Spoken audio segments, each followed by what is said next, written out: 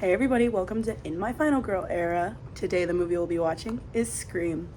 Get ready, bring your scorecard, grab some popcorn, and let's get ready to go.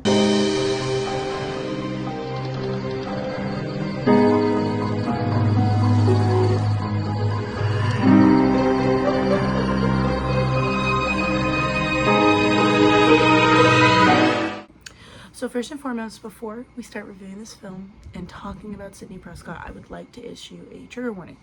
We'll be talking about violence and domestic violence specifically in regards to the plot and Sidney's character development. If you or any loved one is suffering from this, I will leave the hotline number down below as well as some links to help. From there, let's talk about Sidney Prescott as a final girl. So the movie Scream centers around murders happening in a fictional town in California, and it really explores what it is to be a teenager, but also when there's a murderer on the loose. And so it starts with the murder of Cassie and her boyfriend Steve, and it was brutal.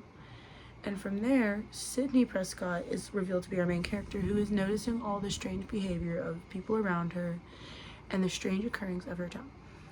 We don't really get to know this at the beginning, but spoiler alert, Sidney's mom was murdered and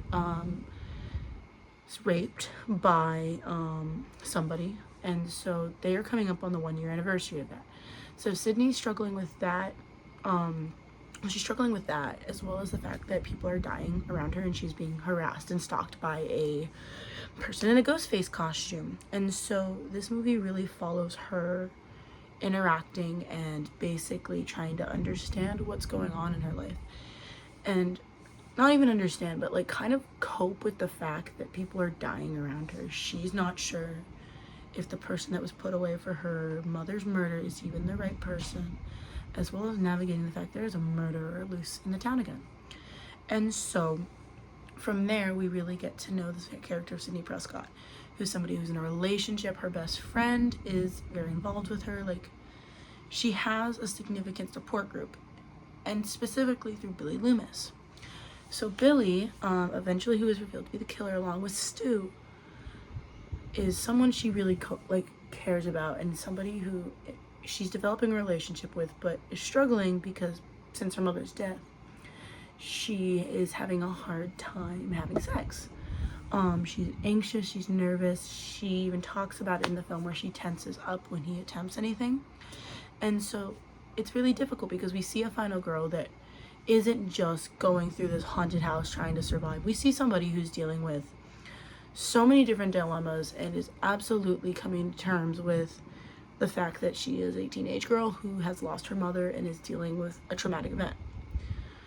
So overall, I really think that Sidney Prescott as a character is a bad mother bitch, because she is dealing with all of this and is still fighting for her life and fighting to stay alive and knowing what to do and when to do it in the situations. And during the initial attack, she used windows of time to kick the killer to get away. She physically used her door and attached her bedroom door to her closet door so the killer could not physically open the door. And that's something that I thought was really cool. Those were some really cool moments, especially at the end when she stands up to Billy and ultimately kills him. Spoiler alert, cat's out of the bag. But yeah, generally the whole concept of Scream and the progression of Sidney Prescott as a character, you can see her while she's still scared and unsure and dealing with the loss of her mother. She evolves into someone who is so strong and so tough, and even other characters acknowledge this. Like, the sheriff talks about how much she's gone through and how tough she's had to be. When she was being harassed by Gail at the beginning, she punches her in the face because Gail is getting in her space and getting up in a situation that she does not need to be involved in. And so overall, on my rating scale, I have come up with 4 different categories that I think are really important for the final girl area. Competency, skills, bad bitchery, and is she a final girl? And so for competency, because she is a teenage girl and doesn't always think and has put herself in situations where she is not the safest, I'm going to give her a 5 out of 10. And this is all rated out of 40. And I rate if she's a final girl or not at the end. So she'll basically get a score out of 40. You need a 30 or up to pass. I have a really tough scale. Personally, I like to rank it. Skills, I think she has some pretty solid skills, some well-rounded skills. So I'm going to give her a 7.